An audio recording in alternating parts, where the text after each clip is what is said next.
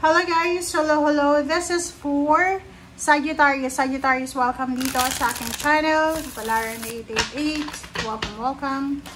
Alamin natin kung anong messages, vibration, gabay energy para sa inyong lahat. Tingnan natin, Sagittarius.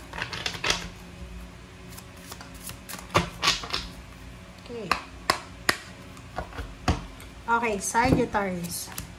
First card natin is Lovers. Knight of Pentacles.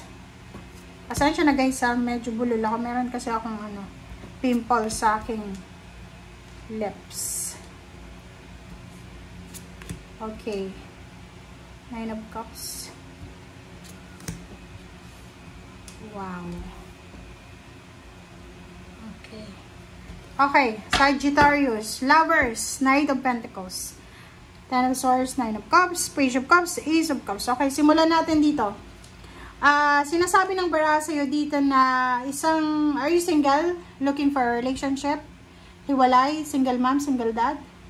Kasi isang future na relationship ang posibleng nag-aantay sa'yo.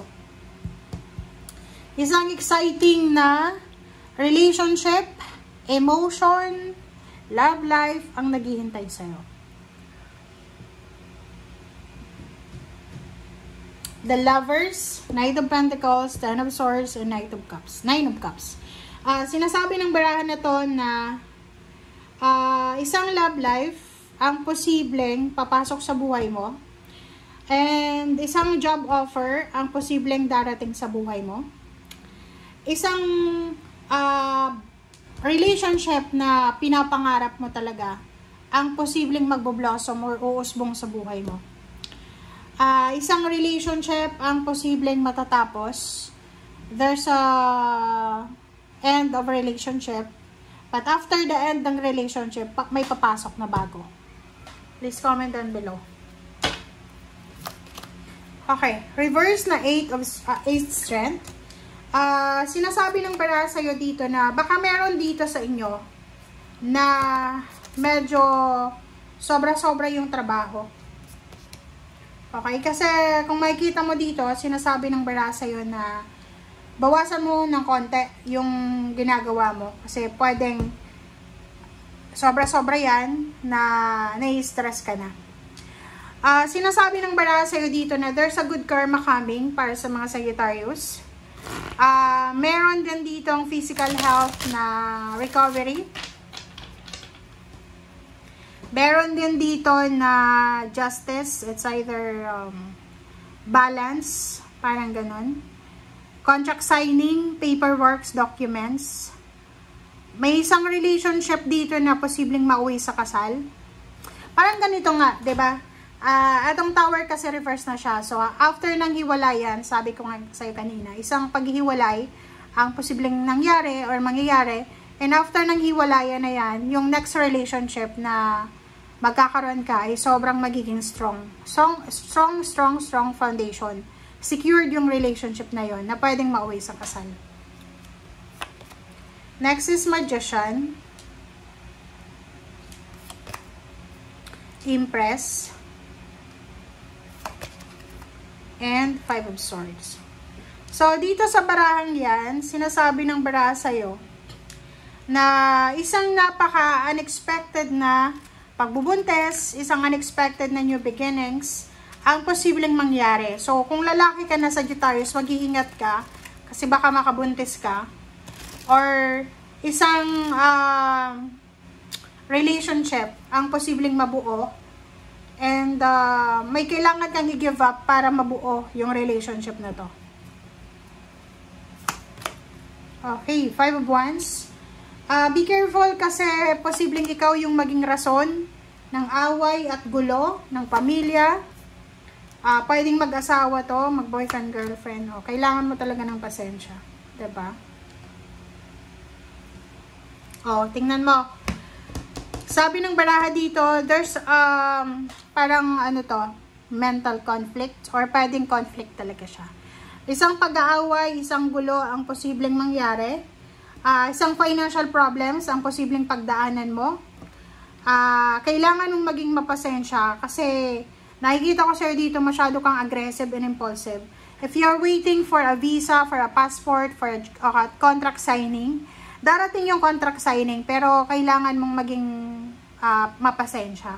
Kailangan natin ng temperance dito. Mamumroblema ka by the end of the month kasi pwedeng marami kang bills na kailangan bayaran. Mamumroblema ka kasi marami kang kailangan na isipin na solusyon sa mga problema, ganyan ganito.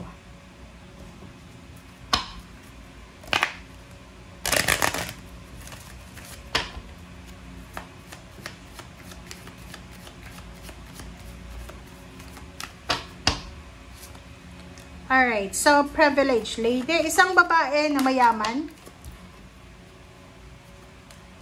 Babae ito eh. So, yung lalaki na Sagittarius, nakikita ko sa'yo dito, na nakafocus ka sa isang babae.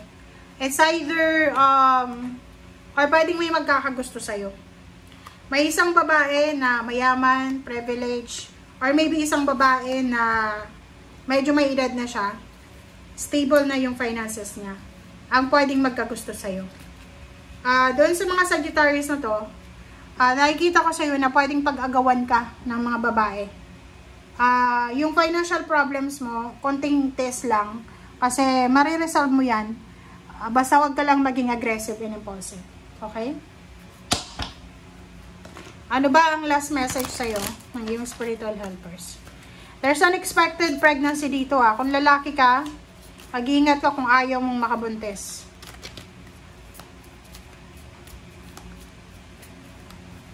Mayroon ditong contract signing. Mayroong mga visa, passport, contract signing na darating. Pero, kailangan yung maghintay.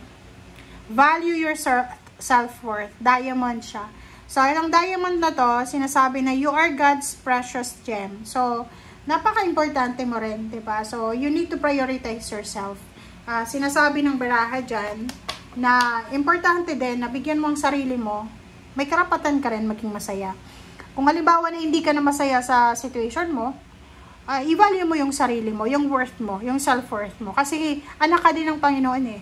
You are God's precious gem. Kumbaga sinasabi sa'yo na sa mata ng Panginoon, ginawa ka niya as precious, as parang diamante na kumikislap, na walang problema, walang dapat na ipintas. So, kailangan mong mahalin ang sarili mo. Huwag mong hahayaan na tatapak-tapakan ka lang ng ibang tao.